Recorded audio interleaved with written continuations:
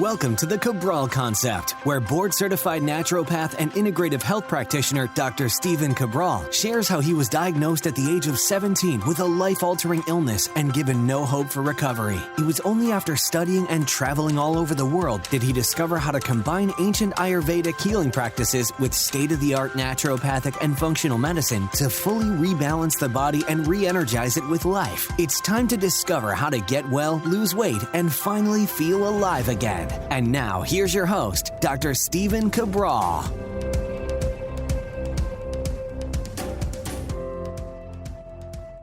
Welcome back, everyone. Glad to be joining you here for our second Cabral HouseCall of the weekend. Today is episode 2298.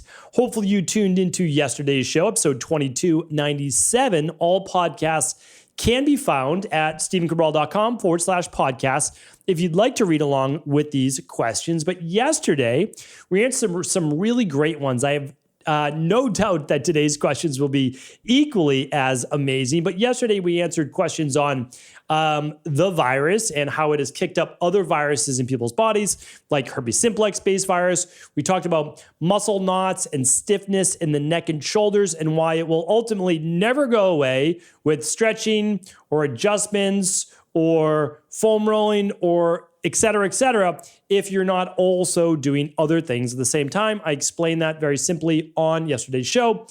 We also talked about a water softener that I recommend. And let's see what else. We talked about low white blood cells, Epstein-Barr virus, CMV. We talked about high levels of calcium in the blood. And then we talked about why people with disordered eating or anybody with any type of maybe even having gone on a low-carb diet for a long period of time has a really difficult time reintroducing other types of food. So we really went over all of those different items, and hopefully you tuned in to yesterday's show. So let's get into today's show, though. Enough about yesterday. Let's get into today. So today's episode 2298, all things health, wellness, anti-aging. Let's go. First question is from Stephanie. Stephanie says, "Hi, Dr. Brawl. I'm a night shift nurse, and I'm having a tough time with timing my meals, food during the days and nights. I'm trying to be as healthy as I can working the night shift, 7 p.m. to 7 a.m. I know the number one best thing for me to do for my health would be able to switch to the day shift, but unfortunately with the staffing shortages of the hospital, I'm unable to switch as of right now, and I need to stay on nights. I work 3 nights of 12-hour shifts a week. Would you be able to recommend the best meal timing for the nights I am working? I've listened to your podcast about meal timing for a normal sleep cycle with being awake during the day, which I follow on my off days. Thank you so much, Stephanie, a fellow New Englander." All right, Stephanie. Well, for a fellow New Englander, I would be happy to answer your question. So it's a little bit different, though, your question as a nurse. Let's say you were a night shift worker and you, let's say, work 7 to 7, same thing, right? And let's say that you went to bed then at 10 a.m. and you slept until what time? Well, doesn't give you a whole lot of time, right? Let's say you got home at 8 o'clock in the morning, and let's say you went right to sleep then by 8:30. Okay, so 8:30 a.m. you get into bed. All right, so 8:30 a.m., if we wanted to put in 8 hours, we would be at 4:30 p.m., right? So I think that's the right math. I apologize if I'm not doing the right math and speaking at the same time and reading questions and processing information. I'm giving myself a little excuse here, but you know what I'm getting at. So what you would want to do is you would want to stop eating 3 to 4 hours still before going to bed for the night or the morning, right? So you'd want to stop eating around 4:30, 5:30 a.m. for you. And so the challenge is, though, as a nurse, you're not able to necessarily eat because you're running from room to room and doing a lot of work. And I've worked with a lot of nurses myself, a lot of colleagues, a lot of friends, and even family nurses as well. So I totally get it. For the average individual, though, and you could read into this how you would like, you would eat your breakfast essentially an hour or so before getting into work, then the same about 4 hours later or so. you would have your lunch. And then after that, another 4 hours or so later, you would have your dinner, which would have then be the 4:30, 5:30 or so a.m. And that's how it would work over a 12-hour period of time. So that's really what you're looking at. You get your 3 meals in. For you, it's more challenging. So what I've done with nurses in the past with night shift is actually make your smoothie either the one that you drink when you get home or at the end of your work shift, because you can kind of drink it as you go and work, right? So that can be your water bottle or your thermos, whatever you want to call it. So you basically do your breakfast before you start your shift. Somewhere 4 hours or so, 4.5 hours later, you're going to be having your bigger meal, okay? Then you're gonna be on your feet working. And then that one that you would have towards the end of your shift so that you can then just get into bed with nothing really in your stomach would be the last one. So hopefully that was helpful. Again, this is not, anything that has to be exactly as I recommended, but that's why I give you the reasoning behind it, because then you could work out what works best for you as well. All right, Anita is up next. Thank you for your podcast and all you do to promote health and wellness. I appreciate you. Thank you, Anita. I appreciate you. I am not able to tolerate any supplements or the detox protocol. I do okay for 1 or 2 days, and then I'm terribly sick and cannot tolerate hardly any foods. She just goes through SNP, cytochrome P450 based issues, overall functional effect, no enzymes function, unable to clear from my liver, blood thinners, PPIs or antifungals, anti-seizure drugs, SSRIs, TCAs.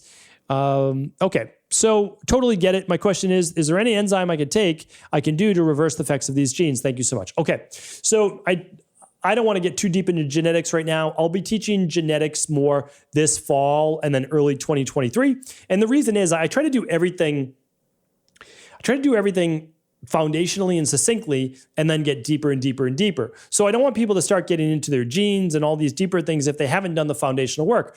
You read the rain barrel effect, you listen to the initial, like the foundational podcast, you kind of keep working your way up. That's the goal. Then we start talking about genes. You can't change your genes. Now, you can change the expression of them, but you can't change your genes. So I know what you're saying because I have COMT issues, I have MAO issues, I have MTHFR issues. I didn't hit the genetic lottery in terms of those specific genes. So I have the same detox issues that you may have. I have the inflammation issues that you may have because of the MTHFR issues. And I also have a few others and the DAO, which means I'm not producing very much diamine oxidase for histamines. So I get it. Your job then, though, is to not eat the foods or live the lifestyle that exacerbates your genes. So for me, I try to help out the people that are not helped out. And those are people that can't over-exercise or they can't overdo a lot of heavy proteins. And the reason is, my body produces a lot of dopamine because it can't clear it very well from the body. It takes 3 to 4 times longer for me to clear stress hormones, norepinephrine, cortisol, and you could even put dopamine in that, or even glutamine, from the body. And so I have to be aware of that. So for me, everything is leading to my stress bucket. And so what I do is I do the opposite of that. So there's nothing you can do necessarily to change the genes. However, you can change the expression of the genes by essentially the de-stress protocol I wrote about in my book. Now, that doesn't mean necessarily you might be jumping into a full detox, but here's what you could do. You could still use the nutritional supplements that your body needs for detoxification and for inflammation and for everything else, but you would just use them at a much lower level, at least to start. Right? And so it's not always that the programs and protocols are wrong. It's just not the right dosage for an individual. And that's where customization comes into play as well. So Anita, hopefully that gets you started. And thank you for writing in. Erica is up next. How does daylight savings time affect our biological processes and rhythms? That's a great question. So with daylight savings, what we are doing, and let me give you both times of the year, so not just spring, but also fall. So with fall, we're pushing the clock back another hour, right? So we're getting another hour of so-called daylight. So if you're typically going to bed at 9:30 p.m. or let's just use 10 p.m., you're then going to bed at 11 p.m. And then you're getting to wake up an hour later. So instead of waking up, let's say you would wake up at 6, you're waking up at what would be 7 a.m. The problem is during that fall season, you may wake up at 6 a.m. for a while, right? And or which would then be, what would that be in the future? 5 a.m., right? So I guess you're kind of getting pushed back a bit, and that could throw off your release of cortisol. It certainly will for the first few days. So let me give you the science behind it. So your melatonin will not naturally be produced until your body falls back into biological sync with your natural rhythms, right? So, let me give you the second half of that. So then around 3 a.m., you start to produce more and more thyroid. By 6 a.m., you start to produce more and more cortisol. All right. So that's just kind of like the basics. So if you push everything back or forward, daylight savings, or what do you call it in the fall? I don't necessarily remember. There's 2 each time, right? Spring forward, fall back, right, for the clocks. That's how I remember it. But what happens is the get up and go hormone production, which is cortisol, and you can consider thyroid part of that as well. And then the fall asleep hormone, which is, let's just say, melatonin to simplify it. So what we have to understand is that we can replicate that on our own. So I traveled from East Coast to West Coast more times than I would actually care to. And that's the truth. But I have a lot of amazing colleagues and I have a lot of great opportunities, and I'm very grateful for them. So I continue to fly to the West Coast. Now, when I do, I get a biological shift each time. So what I try to do is replicate my sleeping environment as best I can. If I'm only on the West Coast for 1 or 2 days, I stay in my East Coast sleep cycle, which means this. I actually go to bed by 8 p.m. when I'm on the West Coast. That's 11 p.m. Eastern time. That means I stay up for an extra hour because it's kind of really weird going to bed at 7 p.m. But at 7 p.m., I close all of the blinds and drapes in the hotel room and I make it dark and I start to get into the bedtime routine. And that's when I also use my melatonin as well. I use my sleep protocol, which is magnesium and a little adrenal soothe and liquid melatonin. But then I wake up on East Coast time as well. I might let myself sleep that extra hour because I'm going to bed an extra hour. And that's that. Now, daylight savings doesn't have to throw you off by that much, because if you're going from 10 p.m. to 11 p.m., that's what you know it's going to be, or you're going from 10 p.m. to 9 p.m., all you have to do is change your bedtime by a half hour that night purposely. It doesn't have to be by a full hour. It can be by a half hour, and you begin then to just retrain the body. No blue light at night. Wake up in the morning with energy. So I spent a lot of time on that question. I should probably just make that its own podcast. But I actually have a podcast on not having jet lag. So you can find that. And I literally have my caffeine dose in the morning and my melatonin at night. So I have a podcast on how to eliminate jet lag. Just go to stevencabral.com/podcast and search jet lag. And if you can't find it, always just ask at cabralsupportgroup.com. All right. Let's see. This next question is from Erica. Maybe the same Erica. Would you ever consider doing an episode that sums up all recommendations that you would make specifically for professional athletes and how this differs from the average client? For example, through trial and error, I feel that my body tends to need more vitamin C, zinc, and magnesium.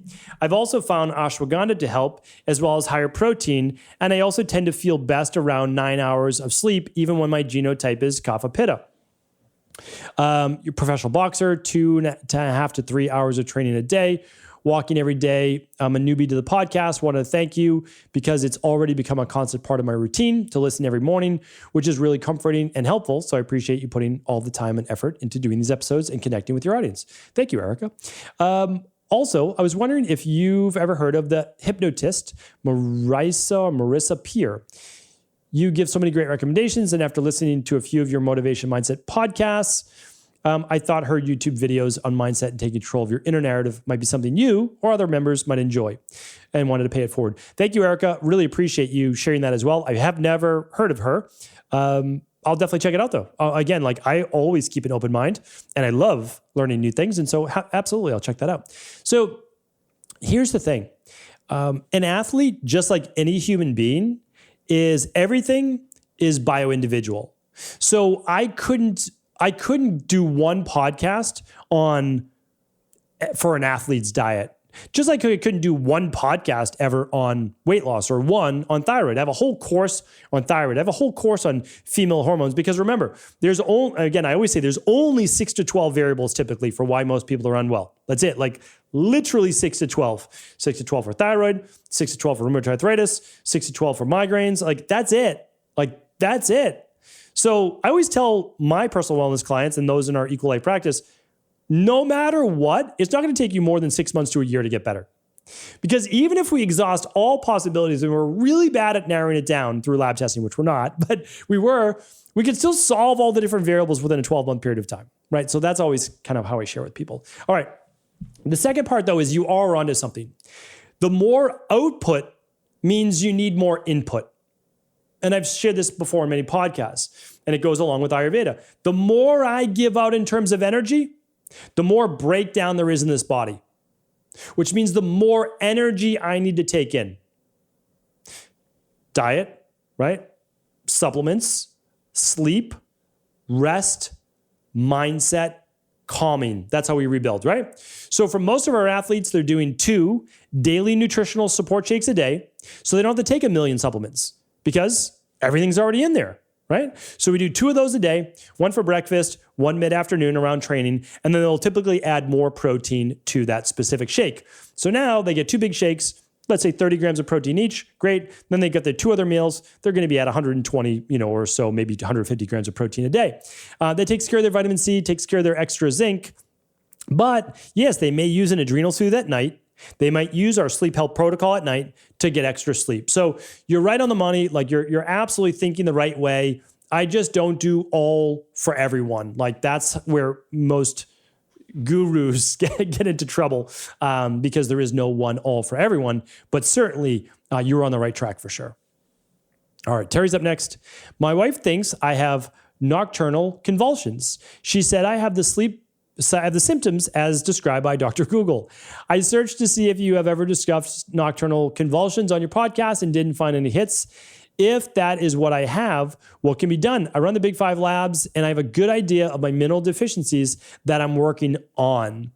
The symptoms seem to have gotten worse since I've been walking 10,000 plus steps a day. That one little line is very, very helpful to go through. So thank you for adding that in. But I don't know, like, again, I can't diagnose you, and I don't think either could your wife. Now, if it's happening every night, you could do a sleep study, and that's an overnight where they are essentially monitoring you if you believe that this is a real issue. And it may be, like, I'm not discounting that at all. I'm not discounting it at all. However, if you have a lack of magnesium, if you have a lack of calming minerals, potassium, magnesium, things like what are in the adrenal soothe, L-theanine, phosphorylserine, ashwagandha, all of those could be tremendously helpful, right? And you just want to make sure that it's not you dropping into low blood sugar, which is causing nocturnal convulsions, you having neurological based issues, you having apneas, not being able to breathe. Those things I obviously have no idea, right? I would have no idea. They're worth looking into. But you certainly want to work on your imbalances on the Big 5.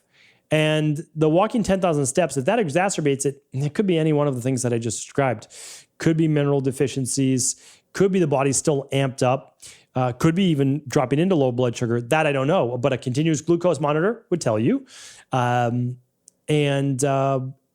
supplementing with the right products that you believe are imbalanced or that you've seen could be beneficial as well. All right, Terry, thank you for writing in. Jamie says, thank you again for everything that you do and your help to help us be a little better every day. Really appreciate you and your team. We have a bit of a quandary at home as we have a toddler just over age 2.5 and a new baby around 16 weeks. Whilst my wife and I do not have any dairy in the house, I've largely fixed my gut and I know of a sensitivity, and she's very much on board and will do the Big 5s later this year. Every medical practitioner is pushing dairy. Her nursery has dairy every day. She's exposed to some and we are okay with it as we control what we can have at home, but there is a worry about her receiving enough calcium for her growth. What specifically would you suggest food, drink-wise if you were to cut dairy completely to ensure your kids have enough calcium when growing? Also, I have an extra add-on question. Does this change as they get older? Thank you again. Okay, it's a great question. And I've done many podcasts on high calcium-based foods, so I would love for you to check that out. You can find that at stephencabral.com/podcast because I won't be able to go through all the high calcium foods for you. And again, this is just dogma. Nobody needs to drink cow's milk in order to get enough calcium. And if you're drinking homogenized cow's milk, which is super unhealthy, hard to digest, and it contains milk from cows that are, again, I don't know what you're getting, but I did a whole podcast just on this, just even recently as well. But all the hormones, potentially excess cortisol, pharmaceuticals that may be in there from the estrogen that they give the cows, the recombinant bovine growth hormone, it's not good. I mean, it's really not good. Now, I mean, again, I'm not recommending this because I can't recommend this. It's not legal to recommend this. But if you're getting like a raw goat's milk or a raw sheep's milk or a raw camel milk, believe it or not, they have that, rather than even cow's milk, it's going to be that much healthier. If you got raw cow's milk, well, that's then, again, not as easy to digest, but healthier than the regular stuff. But the truth is this, that, and a lot of people don't know this, but you can get more calcium from a glass of almond milk that you can from a glass of dairy milk, and potentially with less leaching of the calcium from your bones. So it's an interesting way to look at it. So I'm not telling you what to do. As a parent, I never tell parents what to do, but I would at least begin to understand and open your mind to possibilities. And obviously you are. And so that's why we're having this conversation. So I would love for you to listen to my podcast on high calcium foods, why dairy is not a health food. I have a podcast on that. It does not include like a raw goat's milk or sheep's milk, which can be healthy. I have no problem with that. My daughters never drank milk growing up. They're two very healthy girls. I never knock on wood, but for these ones, you always want to say that, knock on wood. If they ever needed it, of course, I would give them whatever they needed. They always got some daily nutritional support. So again, it's all in how you look at it. It's in greens, your green veggies. You can give almond milk. You can give other types of things. If it's a nut-free school, again, I understand, but do you need to bring it to school? They could have it before, they could have it after if you wanted to in a smoothie. So there's many different ways to go about this. And hopefully that was at least a pretty good start to get started. Thank you, Jamie. Thank you, everyone. I appreciate you for your support. I really do. Thank you so much for sharing this show too with anybody you believe it could serve. I'll be back tomorrow with our Motivation and Mindset Monday, the best way to start the week. Take care.